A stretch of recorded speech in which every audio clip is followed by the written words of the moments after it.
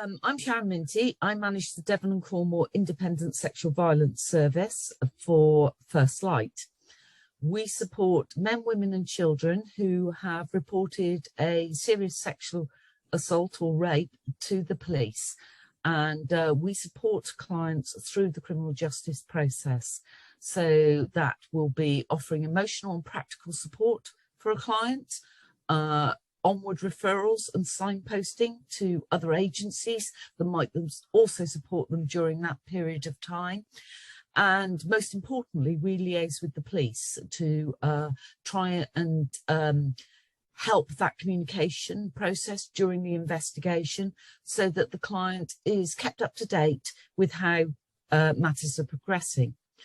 Most importantly, we will also support a client through the criminal justice process. So if the case goes to court, we can help prepare the court for what the court experience might be like. So, for example, we could arrange to do a pre-trial visit so that the client gets an opportunity to see the court layout, and what might happen on the day.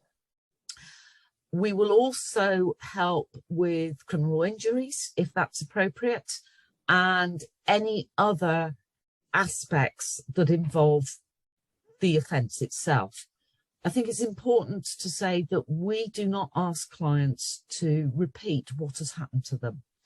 We do not need to know the details of their experiences.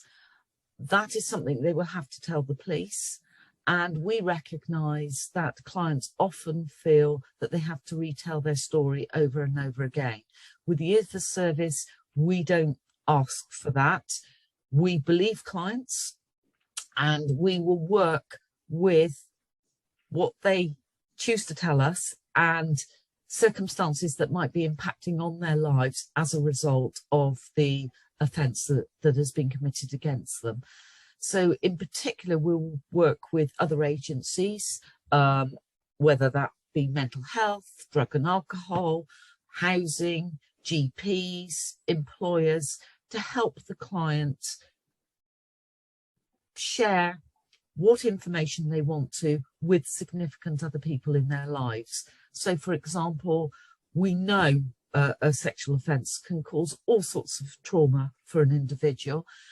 If they are working, that might be having an impact on their work, but they may not be able to tell their employer what's going on.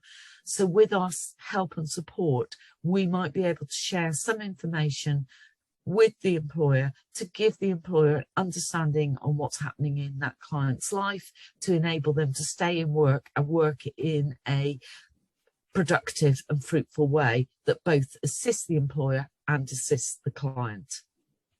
Same goes for GPs.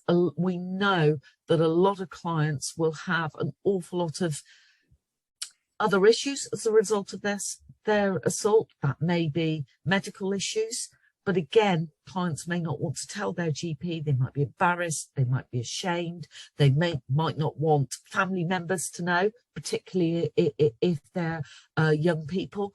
So we can help bridge that gap with the client. All of it is done with their consent, and the important thing is that it's what the client wants and at the client's pace.